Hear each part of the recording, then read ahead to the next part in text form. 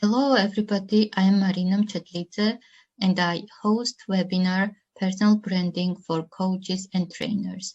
My guest is Ash Borland, Personal Branding Coach. Ash will share his experience about personal branding and give us some recommendations. Thank you so much for having me. I've got a bit of a technical issue right now, so I'm using my laptop as well as my computer to move things around. So if things go a bit weird, I do apologize.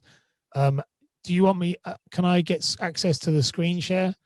Of course. Oh, perfect. It's already working there. So this is screen number 3, which is here. Yeah. Awesome. So can you see that? Is that okay? Yes, we see your slides. Thank you. Perfect. So thank you, first of all, guys, for having me on today. It's really nice. Just a nice thing to do, really, on a Friday. For me, it's Friday evening, so it's my last thing of the day. So it's really fun to do. So I'm really excited to be on. In this talk, I've been asked to come on today. I'm going to talk to you a bit about personal branding, and mostly around kind of the basics of personal branding and why it's important. So my goal is to give you my outline for what this talk will be, is that to give you why personal branding is important. So who I am, first of all, what do I do, why personal branding is important, who are some examples in today's society who are great at it, and then also give you 3 areas that you can actually work on yourselves in order to build your personal brand. So that is my kind of outline for you guys today. I don't know, Mariana, are we doing questions during or afterwards? I think it's better to do after your presentation. Yeah. Perfect. That's fine with me. So what I'll do is, if you have any, you throw stuff into the chat, I'm happy to answer that afterwards. Or obviously, if you want to ask questions directly, I prefer it if you chat to me, so that's fine. So I'm going to dive into it. So let's jump into it now. So the first thing we have is, who am I? So I've had a wonderful introduction there by you, so thank you so much.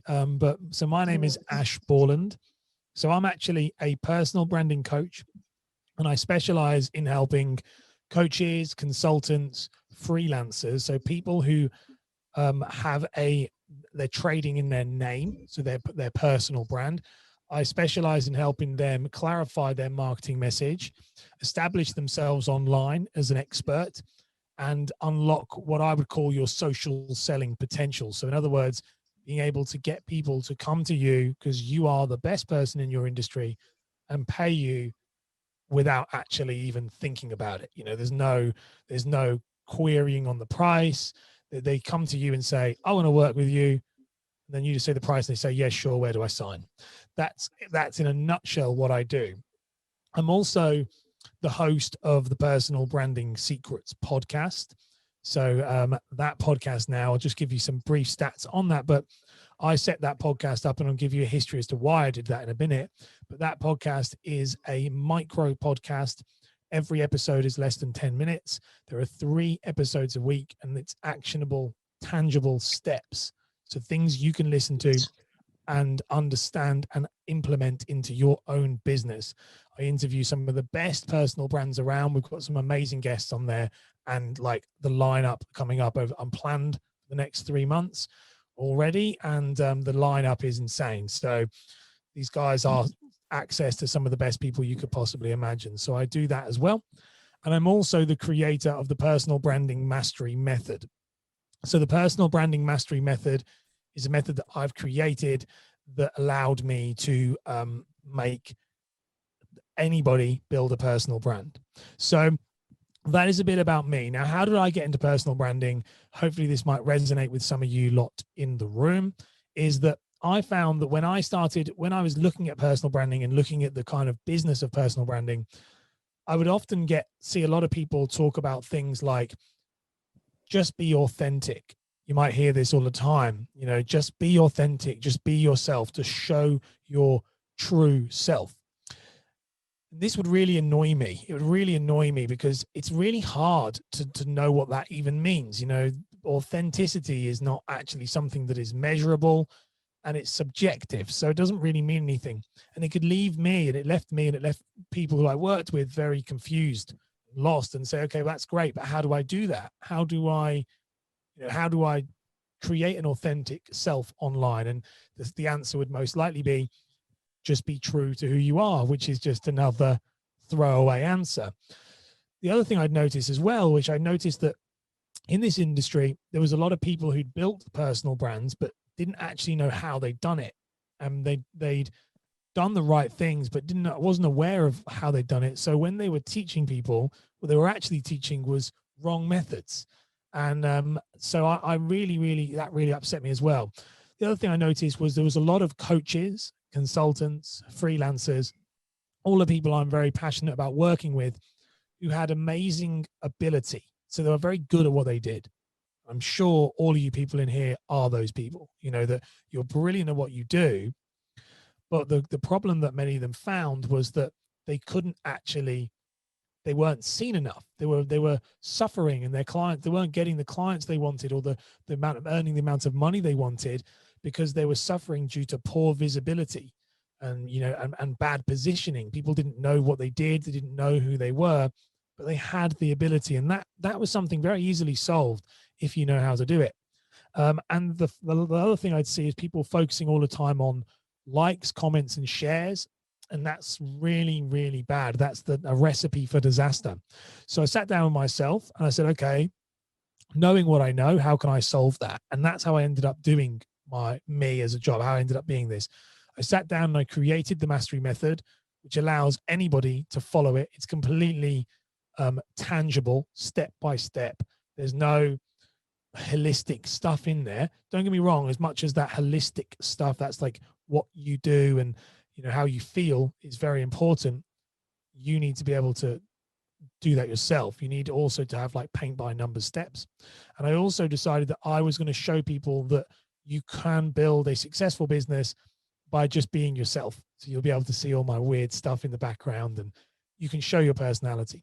So that's how I ended up in personal branding. I committed to it fully about 18 months ago, and it's been a whirlwind of an 18 months. And as I said, now I'm the top 5% in the world for the podcast. I'm number 1 for personal branding in the podcasting charts. And my method is probably the most user-friendly method out there. So it's been a pretty crazy couple of months, that's for sure.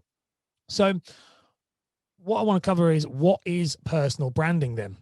What actually is it? Like people, you might hear this a lot all the time. Well, personal branding, the actual definition is here. There is actually a definition. Many people don't realize that there is a definition. So the definition of personal branding is, personal brand is the conscious, and I'm going to make sure I move my screen so I can actually read it properly. Personal branding is the conscious and intentional effort to create and influence public perception of an individual by positioning them as an authority in their industry, elevating their credibility, and differentiating themselves from the competition to ultimately advance their career, increase their circle of influence, or have a larger impact. So realistically, that's a very wordy thing, but that is actually what it is. So it's not once really is the word authentic mentioned, I think, in that, not once. It's talking about impact. It's talking about visibility. It's talking about elevating your credibility. So they're all things that you have control over. Personal branding is actually about controlling the narrative of your brand or business. It's not about showing everybody what's going on behind the scenes. It's not about showing people what you ate for dinner or that you're going to the gym. It's not about being on social media. We'll talk about that in a minute. It's about making sure that every time someone sees you, you're what we would call brand touch points. These are called brand touch points. Whenever someone comes into contact with you or something related to you, that they are reminded of what you do, and that they are constantly then reminded that you are the person for X, Y, or Z. So you are the person for this specific reason. You're going to see what I mean by this in a minute. So it's very tangible. Now, when it comes to building a personal brand, when it comes to creating one, how do you actually do it? Well, success does leave clues. These are three of my favorites. There's tons of them here, but I was trying to think of ones that are universally world known, because obviously we're different countries. So I wanted to make sure I was picking ones. Well, success leaves clues when it comes to building a personal brand. And actually, it's actually about picking one thing and sticking to it. So you should hope potentially you guys will know who these people are, but if not, I'll go through them. But you have Dwayne Johnson, also known as The Rock. You've got David Beckham, much younger David Beckham there, but it's the only one I could use with the licensing. And then you've got a guy there called Gary Vaynerchuk. So these three people are probably the three best examples in the world, bar Donald Trump, but I'm not putting Donald Trump on there. Bar Donald Trump, these three people are probably the best examples in the world for people who've built businesses on their personal brand. And so to a scale that is insane. So all three of these, however, have one thing in common. All three of them. First thing, or more than one, actually. First thing is, let's talk about David Beckham. So I don't like football at all. I cannot stand football. I'm really not into football. I'm very much a nerdy musical theater performer guy. That's my type of thing. But you don't have to know football to know who David Beckham is. Everybody in the world will know who he is. Some would argue, I would argue, much to everybody's annoyance when I say this to all the football heads, he's more famous than football. People know him around the world. So his visibility, this is a term we'll use a lot, his visibility is more important than his ability itself. He's not the best footballer in the world, but he's the most encountered and he's the most universally known, which means if someone outside of football said, what do you know? You know, who's a footballer? You go, David Beckham's a footballer. You can do this in your business. The same with The Rock. You like him or love him or hate him. He's Moana. He's the guy. He's the funny guy. He's the wrestler. He's the movie star. He's done lots of things. This guy's become, he's actually the most followed man in the world. And it's insane how his brand has grown and grown and grown. Everyone will know who he is in some capacity or another. You then also have this guy here. Some of you might not know him, but you will within the next decade. If you don't, that's fine. I'd highly recommend you check him out. Is a guy known as Gary Vaynerchuk. Now, Gary Vaynerchuk is the poster boy of personal branding, as in he's obsessed with it. He talks about it all the time and he was the very first person really to make any success in the e-commerce world. So in other words, ad spends back in the 90s when it first started to launch. But he's built his brand over and over, and now he has a multimedia empire called VaynerMedia, and he is a monster at marketing. All three of these people have built amazing brands, and all three of them, I can tell you right now, The Rock is not the best actor in the world. Absolutely not. David Beckham is not the best footballer in the world. Absolutely not. And Gary Vaynerchuk, 100%, is not the best marketer in the world. 100%. There's way better marketers out there than him. All three of them have massively increased their brand touch points and have understood the importance of being visible. The more people see them, the more that people will use them. And when I see success leaves clues, there is one thing, and that's what I said about the one thing that ties all of these three together. That one thing is they all started with one thing. And that sounds really silly, but that's what it is. They all started with one thing. They didn't start so what I mean by this is that their personal brand is very easy to build when you focus on one thing. When you try to focus on many things, life gets very confusing. So let me take you back to explain what I mean by this. The Rock was a wrestler. He built his fame through wrestling. Again, not a wrestling fan. The only one I'm really a big fan of was Gary Vaynerchuk because I'm a marketing guy. But The Rock built his fame through wrestling. Once he had built that fame, one thing, that was the only thing he did, he then was big enough and successful enough to transcend into other industries. But the one thing he did very importantly was he focused on doubling down in one area, which is called essentialism. It's allowing him to stay in one line, and he can be the best at one thing instead of all right at lots. David Beckham, football. He's now a fashion icon. He's now a national treasure in the UK. He's everything. But he was a footballer. That was all he was. Gary Vaynerchuk was a YouTuber that spoke about wine. He used to do a TV show. He's one of the very first YouTubers. Did a thing called Wine Library TV, where he would go live every single day, 5 days a week, and create videos about reviewing wine. Did that for about 6 years. That's the only thing he did. All three of these picked one thing, and they went at it harder than they could possibly, than anyone else in their competition. Which, just to recap, is exactly the same as what I'm doing with personal branding, and why my podcast is ranking and why I'm getting these guests, because of what I just pick one thing. This comes from this idea here. The key to good design is not how much you can add, but about how much you can take away and it still makes sense. You want to be a brand that people know, a personal brand that people know. If you want people to come to you for one specific reason over and over again, then you need to pick you need to strip back. And I call it trimming the fat. You need to trim the fat off your business, off your ideas, off your brand, so that you're left with one specific thing that you know you can be the best at, because this is going to cut through the noise, and you're going to see why. A great example of this is, I don't know if you know this, but Steve Jobs, when they brought him back into Apple, because he's a personal brand genius, or was a personal brand genius. When they brought him back into Apple, after obviously getting rid of him, Steve Jobs killed 70% of the Apple products so he could focus on computers, pretty much, and iPods. That was back then. Apple really deal with a handful of products, and then we know what they represent. This is what we need to think about in our business.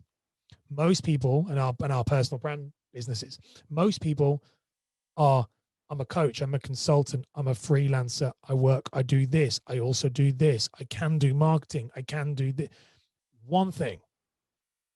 And there's really, really a big reason why.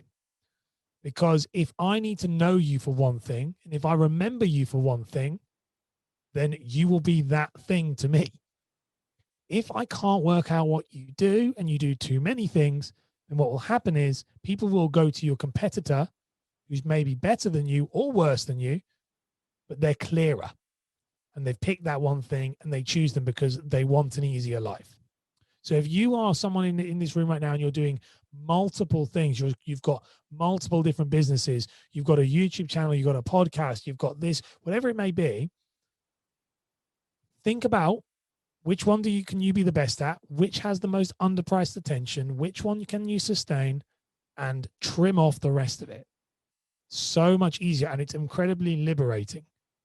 But I can tell you now, it's called essentialism, and if you do it, you will end up cutting through the noise. You'll be better than all of your competition. You'll be scared. I now talk with quite some of these massive names in the world now, which I never thought. I was talking with the head of branding at PepsiCo. A year ago, I was doing a podcast in my spare bedroom. Essentialism. I picked one topic and I lasered through the noise. And that's how you can do it. So this is obviously a reason what it is and why it's so important. But I'm going to give you some actual practical application of to how you can do it. And these are what I call the 3 core principles of personal branding. So these 3 core principles consist through, it's all great at the beginning saying this is what these people do. Success leaves clues. But realistically, how can you do it?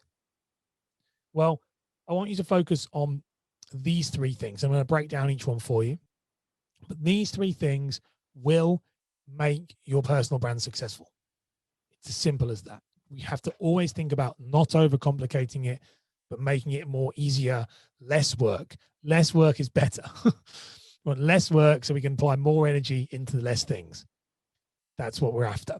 So these three principles are clarity, consistency, and patience. Now, if anything in this presentation is spelled incorrectly, I do apologize. I'm dyslexic, so I can't tell. And I had tech issues, as I said. So I don't know what's coming. I know it's coming, but if it's spelled incorrectly, I do apologize. So let's dive into the first one. We have clarity. So I kind of touched on it earlier before. With your brand, with your personal brand, you need to have clarity of message and clarity of image.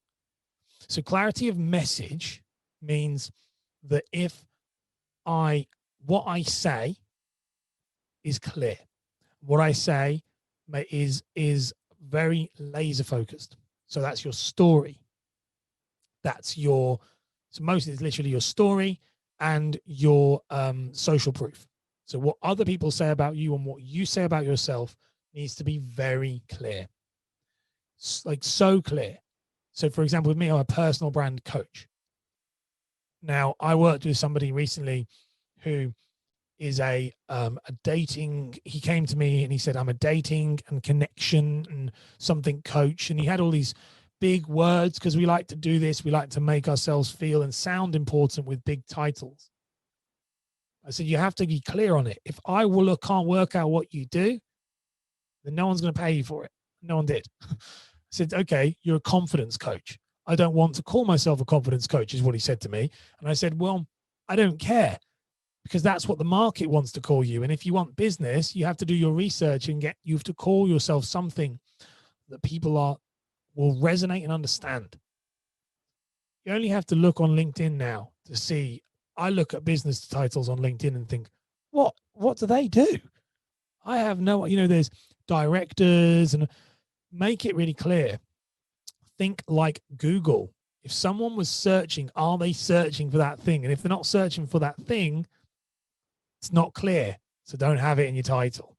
So clarity of message. The second thing is clarity of image. So the way you look.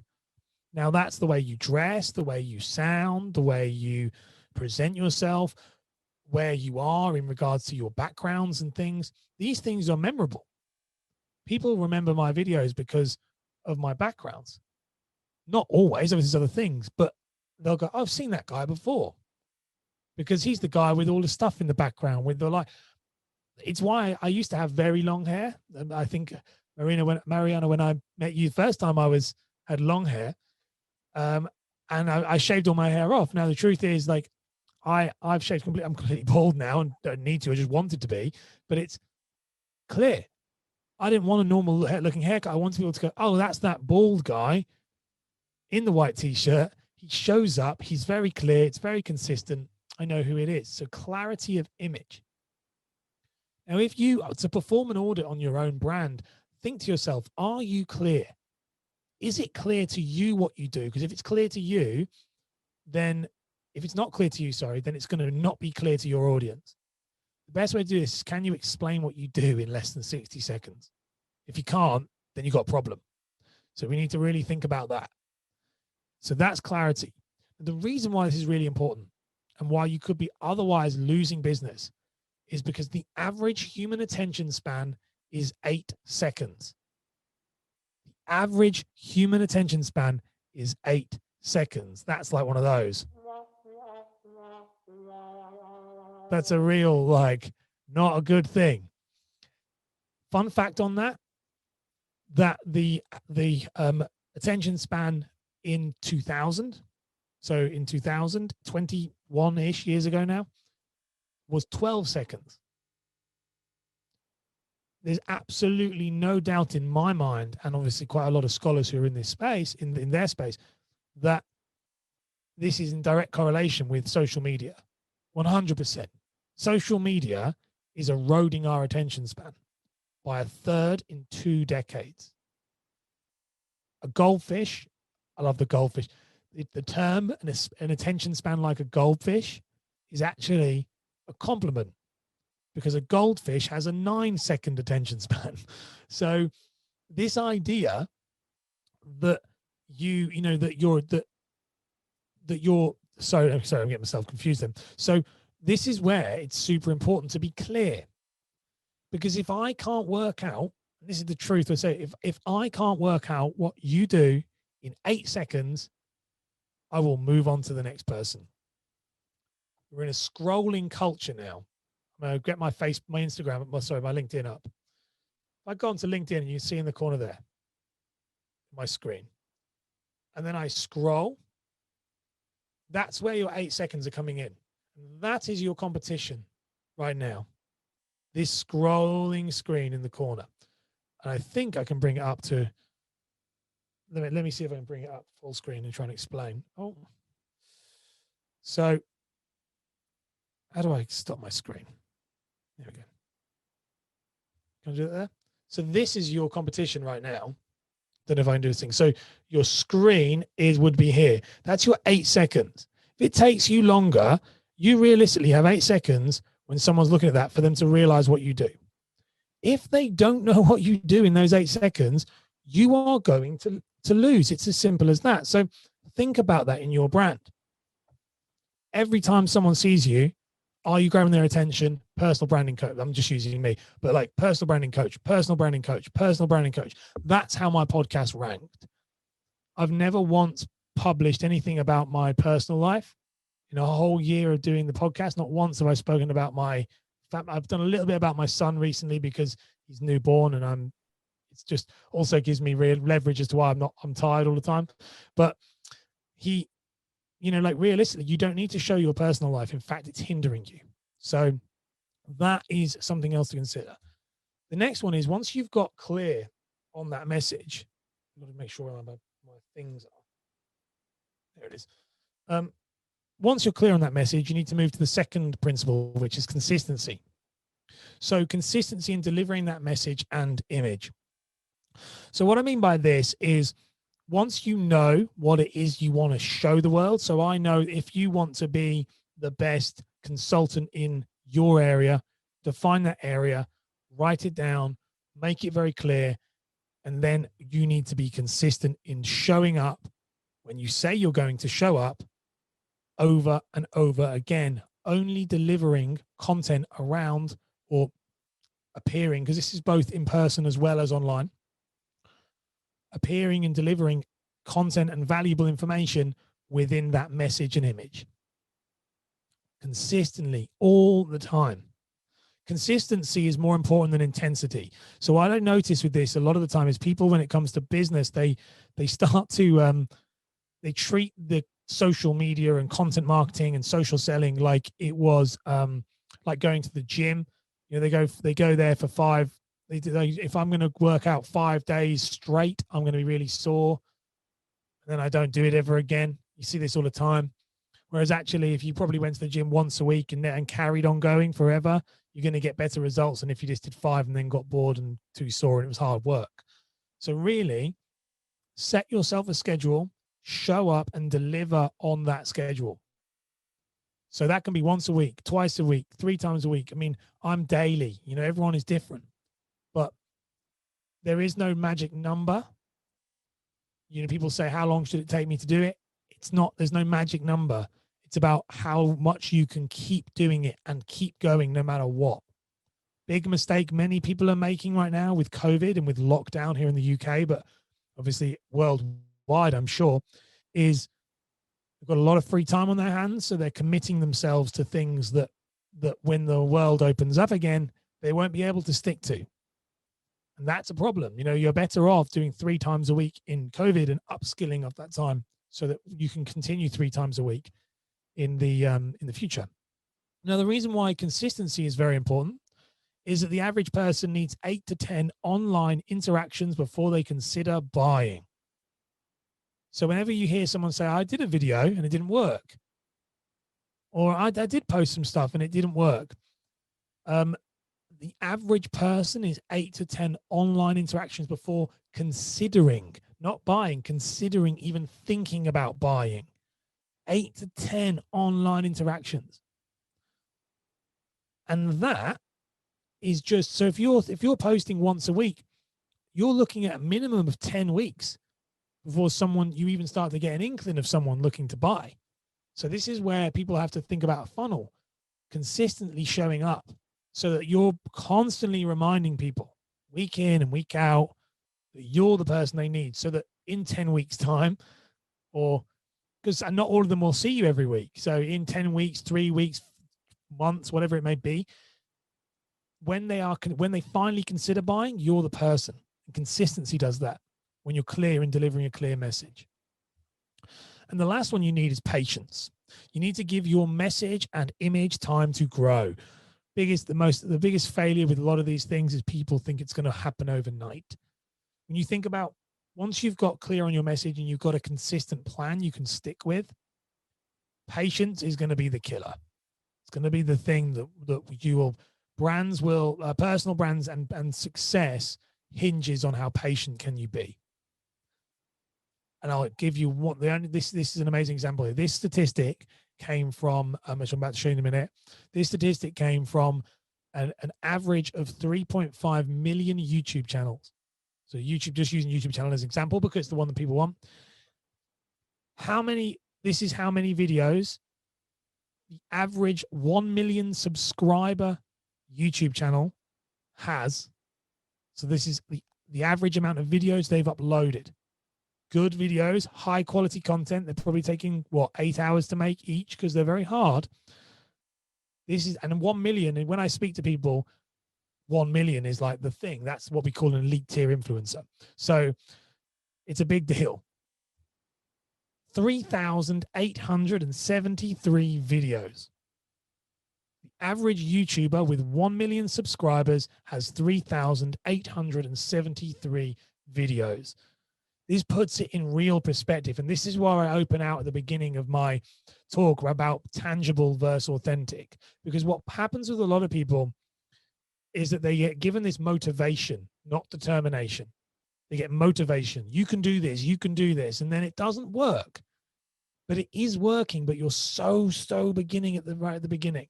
Whereas actually, I want you to understand that the people you follow and the people you like, these people, this is an average. 3,873 videos. If you uploaded one video every single day of the year without ever taking a day off, it's still taking you 4.5, 5 years. So cut yourself some slack. Don't think you're going to achieve it overnight, but you can do it. If you do those 3 things, I promise you, I can tell you this right now. I promise 100%. If you are clear on what you do, you are consistent in delivering that clear message and image, and you give yourself the space to grow, and the patience that you deserve, that you need, that it deserves to grow, you will be successful. I can tell you that right now. 100%. Very much easier said than done. The best way I like to describe this is the hardest bit is keeping your business, your brand clear. Very difficult. Think of your brand like your house. If I've got kids, and I'm sure you over in here as people got kids, your house is constantly messy. You have to tidy it up. You have to consistently tidy your brand and keep it on mass message and keep your image clean and keep it on point. If you don't, then that's where you end up going wrong. One of the great things, and this is completely not in here, so I have to get this for this, but one of the things was told to me was when it comes to, like on London, they were saying that if you put your plane on a runway on London and you point the nose of the plane one way and it's going to go to New York, if you change that plane nose by 5 meters and let it fly straight, it was like some analogy. I have to find the exact one and put it in here. It would be the difference between you landing in New York or LA as time goes on. So this is why you have to constantly look at your brand and go, am I, keep getting myself back on brand, back onto where you want to go. Control the narrative yourself. Otherwise, you might find yourself, and I've done this many times, where I go, how did I end up here? How did I end up here? And you ended up there because of decisions you made. You allowed it to be messy. You allowed it to move. So that is personal branding in a nutshell. So just to recap that before we finish off with this, and obviously open up for questions. But personal branding is is reputation management. In a nutshell, it is reputation management. You can control it by being clear, consistent, and patient. But you need to look at the people around you. Look at the successful people in your life, the successful brands you follow, and think about why do you like them. You'll find that all of them will have the same thing. I've interviewed over 50 leading personal brands. They're now, the show's all being pulled off and starting again, but 50 leading personal brands. And I always ask them their top 3 tips. And it always comes back the same. These, in some variant or another, clarity, consistency, and patience. Always. Like, it's insane. So all I want you to do right now, if you're watching this and you find this interesting, is I just want you to take action. Like, I want you to do it.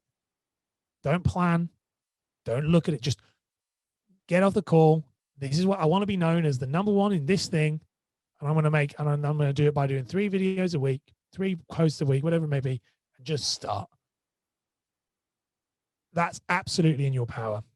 So thanks so much for this. Hopefully that should help. I'll just give you 2 more things, obviously, on how it just works.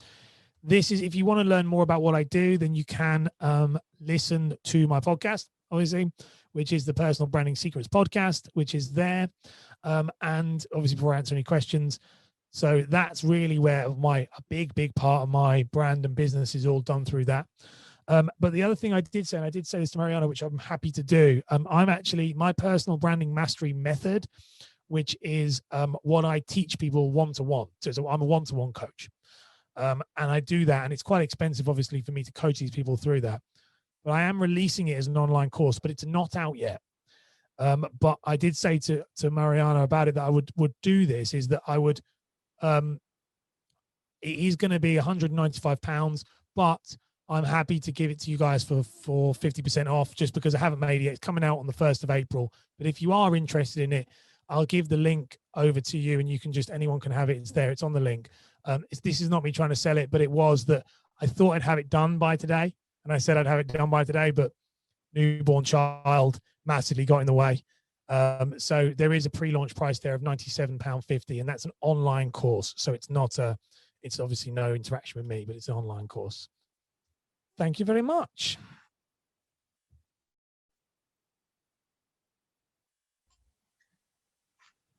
Thank you, Ash. It's not Mariana, it's Marina. I'm sorry, I keep saying it wrong. Your name's so hard to say. It's okay, don't worry. I even like Mariana too. But you know what it is? I've got a friend called Mariana. It's not right, it's Marina. And it's just the end of the day. It's okay. So, does anybody have any questions? Because I don't see in the chat any questions. I think because it was very, very clear. So, to sum up everything, Ash, what is the main tip you can give us? Because today we have many people, and maybe some of them are on the initial stage of their personal branding build process, and maybe some of them already have strategy and they have well-established brand as well. So what is the main tip? Just one tip from Ash. The main tip I would say is if to make it universal, so for everybody, I would say don't be precious. Actually, here you go. A really big one, actually. Keep your content short. That's probably a very practical tip. Keep your content short. I would highly recommend you do video. Video is way better than anything else. Way better, because it allows people to connect with you, hear you, see you, and they'll feel like they know you. But when it comes to video, you need to make sure that you are short in what you say. 8 seconds is a real thing. This is a reason why TikTok is doing very well. You know, keep your video below a minute, 30 seconds if possible. So it makes sense because people are very busy and no one has a lot of time to watch your videos, or yeah, of course. And maybe we should make videos vertical, because now all people scroll mobiles mostly when they are on social media. vertical videos are Instagram Reels has come out, YouTube Shorts is coming out. All of this has come from TikTok. I mean, not to like social, but it's all about social presence, as in like where people are going. 15-second short videos shot like this, shot vertical, as you said, it's fine. And the one thing I would say on top of that is bad videos, as in badly edited videos, like you literally going, "Hi, my name is Ash, how are you?" Like, that's fine. In fact, that's doing better than these highly produced, like my YouTube, my podcast is very highly produced now, but like it doesn't need to be. In fact, all my clients who just do one, like I've got one client and I said to him, "Be rubbish." I was like, "Be rubbish, be terrible." And he was like, "Really?" And I said, "Yeah." I said, "Be rubbish, show up every day and talk." And he literally does a 15-second, he's a mortgage advisor, so the dullest topic in the world. And he said, 15-second tip every day. And he uploads it to LinkedIn, Facebook, he posts it everywhere. And they're really rubbish. And he has a waiting list because he's real and people like real people. Funny that. So that would be my advice. Yeah. So in the chat, we have some questions. I will read for you. So how does one know if they should invest the time to brand themselves? For instance, I am an optomechanical engineer and wonder if branding is something I should be investing my time in on LinkedIn. Optomechanical engineer. That sounds like a very cool job. I would argue there's a different consensus with different people within this space. I believe, however, so my opinion is everyone who wants to future-proof their career should brand themselves, because personal brands, both as a business, obviously there's different ways you can do this, but personal brands as a business, as an employee, potentially if you're employed, you are going to increase the chances of you getting another job if you ever wanted to leave, or if you were made redundant. Or I noticed this with COVID. I was from a corporate background. I can tell you right now, I would never have to struggle for work because I would just put something out on LinkedIn and say I'm looking for work, and people would come to me because they know me and it's valuable.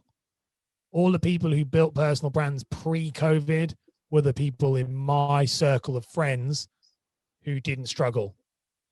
And all of the ones who didn't did. And that's really sad, and obviously that's my friends and I don't wish that upon anybody.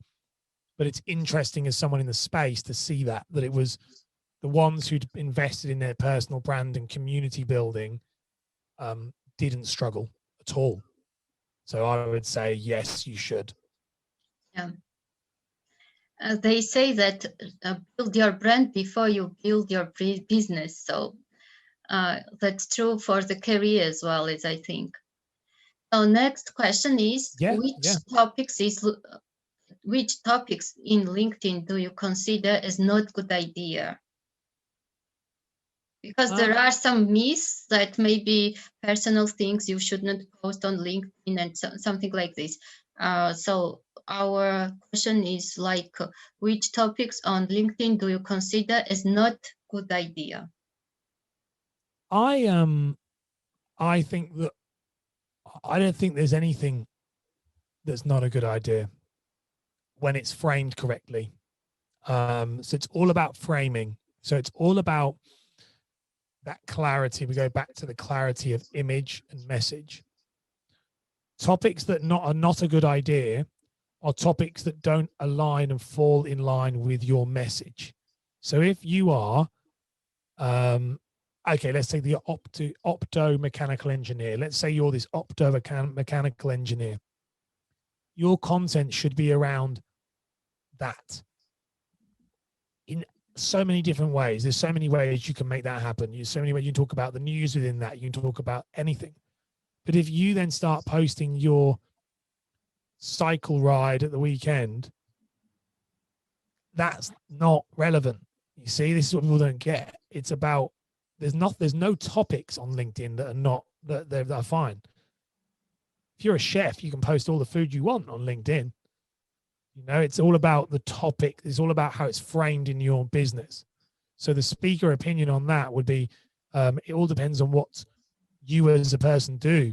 That question is very broad. You know, it all depends you as a person do. If whatever you do, make sure it's relatable to what you do. But there's no topic that's out of bounds. I have one of my clients is a tattoo artist. We go onto LinkedIn and we do work on LinkedIn, and tattoos, the most unprofessional thing to go onto LinkedIn as possible, really. And he said to me, why? When I told him, I said, go on LinkedIn. And he said, why? And I said, because every CEO and business person under their shirt has a tattoo because they wish they were a bad boy and they like the idea of it, but they hide it every single day. And actually, when you make content about it, it makes them feel cool. We were very right. I know I'm right because it's the research, but it works. So there's no topic, I don't think. But you will get people say that's wrong, but they're all myths. There are many myths about LinkedIn and about other social platforms too. Yeah, definitely. Yes, and what I noticed, we should post mostly professional things, maybe a little bit personal things to show our personality, and even few amount of promotional things. And how do you think about it? Should we post something promotional, like direct call to action? Again, it's really like subjective. I would say, I'm trying to think as to like, because everyone would be different. The problem I would say is 99 times out of 100, I would say no. No. For a big reason. As in, no, you shouldn't post any call to actions. What I would call hard call to actions. So there's a big difference between hard call to actions and soft call to actions. So a hard call to action is buy my course, enroll here, do this. A soft call to action, however, okay, so with that, the hard call to action, that's fine when you've done what we call an OVO. So anyone who's heard of an OVO before stands for opt-in value offer. So this is something you need to think about. It's OVO, opt-in value offer. That's fine, but the big thing with this is opt-in. So right now, this is an OVO. So you guys have signed up to join this. So that's why I'm happy doing a deal at the end, and obviously I'm sure that you will do something with it as well. That's fine. This is the time where you can do something like that because it's absolutely fine, because you've opted in, I've given you value, there's an offer at the end. Where those are out of place is when you're not putting them inside an OVO, which is on social media. So social media should use, and like networking and things like that, you should use what we call soft call to actions. So soft call to actions are, if you like this, then maybe check out this, which is the free content still. So if you like this, why not check out my 7-day free challenge? Or if you like this, which I have, funny enough, I'll send you a link for it. But if you like this, then why not check out my 7-day challenge? If you like this, why not subscribe to my YouTube channel? If you like this, why not subscribe to my podcast? They are soft call to actions. Mm-hmm. You need them on every single post. So okay. You do need call to actions, but the reason why you need those is it goes back to the 8 to 10. You need people to be consuming your content 8 to 10 times. So you have to find a way of getting them to consume it 8 to 10 times. And so soft call to actions. And in regards to, that one, I don't think with the promotional, but then in regards to the personal stuff, yes, absolutely. Throw it in like salt on top of some food. It's a seasoning, really, this personal stuff. You know, if you do a month's worth of content, let's say you do 3 posts a week, Monday, Wednesday, Friday. You might want to do a Monday, Wednesday, Friday is all business, and then on a weekend you might post something personal. But it's very important with the personal to make sure that you relate it back to what you do. So this is called content pillars. It's very important to make it in line with your content pillars, because, so in other words, if you've gone out for a walk, going out for a walk with your family, this is a great example. Gone out for a walk with your family, there's a lovely photo, it's a really nice open scenery. Upload that to LinkedIn, photo of you and the kids or whatever it may be. You can say it's what you write is really important. Taking some time away from the office to spend some time with the family. And what that's done is subtly said, I'm working a lot, now I'm with my family. Whereas if you just upload that saying, nice walk with the family, completely out of context. You need to bring it back all the time, you know, or we're seeing 20 clients this week, so it was nice to step away and walk out in the outdoors. That post is in line with your brand. So it's very clever how you do it. You see these best, and they all do this, the best people ever, they intertwine. So you're looking going, oh my gosh, the best one I've ever seen is a business coach give his son £100 for his birthday, and then did a post about it saying how he sat with his son and talked about how much it would cost him to set up an online business on eBay and sell it and sell stuff with the £100. Okay. We're all looking at that going, wow, it's his son's birthday. It's my son's birthday as well. It's really sweet. But actually the post is about how he's coaching his son business. Very smart. Yeah. So all content should be relatable to your main business, as I guess. All of it. Every single piece. Well, within reason. You know, if you follow me, guys, if you end up following me, you'll see photos of my son maybe once a day. But that's just because, yeah. But I'd say 99%. Yeah. Okay. We have another question here. Yeah, sure. From Stephen. Should your content on social media, Instagram, Facebook, Twitter, match your LinkedIn post content, or is okay to be your own person on other social media platforms? So LinkedIn for business, other social for personal. Is it okay to distinguish platforms? Everything is okay, you know, so everything is okay. To get first caveat, everything is okay. Would I advise you to do that? No. Because the idea with this, so the first thing is that to be your own person on other social media platforms, that worries me, because you need to be your own person on all of your platforms. So you don't want to create the persona you think people want. You create who you are, and you show the best version of yourself to them. So that's very important to establish. Don't be who you think people want you to be who you are, but just remember that your experiences and your hobbies and everything you do are tools in a toolbox that don't all need to be used at once. So only what's relevant to you. Should your content on social media match? Yes, it should. It should match in theme. So if you all jumped on, if you went to my Facebook and went to my, maybe not Facebook because I'm rubbish on Facebook, but if you look at my like LinkedIn, you went to my website, you went to my Instagram, you went to my TikTok, you will know it's me. And you will know it's me very quick, a lot quicker than 8 seconds. And that's why within 8 seconds, you'll know it's me. If I jump onto different platforms and I can't work out it's you, it's unclear. We talk about the principles, it's unclear. So you're going to dilute your message. So I would say I'm a big fan. It depends on how you are. Social media is for business. Keep your personal stuff with your friends and family.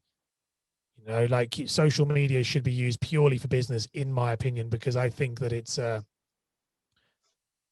or private your account so that the public can't see it. But I think you should keep them the same across all platforms. I see that Rusudan has a question, please. First of all, thank you. It was very interesting and very helpful. And I have the question. Basically, I know the answer, but I still want to highlight. Some of the people are putting the same post on the different platforms. For instance, same picture, same text, and everything the same. And please, I know that it is not what we have to do, but can you explain a little bit why it is so bad? Okay, yeah. So it's there's three levels of this. So there's three levels of content creation tiers. First of all, with that, so first level you have, if you've got a level 1, you're making content on one platform. So you make content on LinkedIn. This is the way that it was always taught to me. So LinkedIn or Facebook, you have 1. Then you move up to another level, which is level 2, which will be that you take that one piece of content and you post it everywhere. Now, posting it everywhere is so much better than you posting on one. So that's a level 2, definitely. But the optimal, the best one to do is level 3, which is creating contextually relevant content for the platforms. That is always going to get you better results because they are made for every platform is different. Every platform is going to have a different audience, a different way of interacting.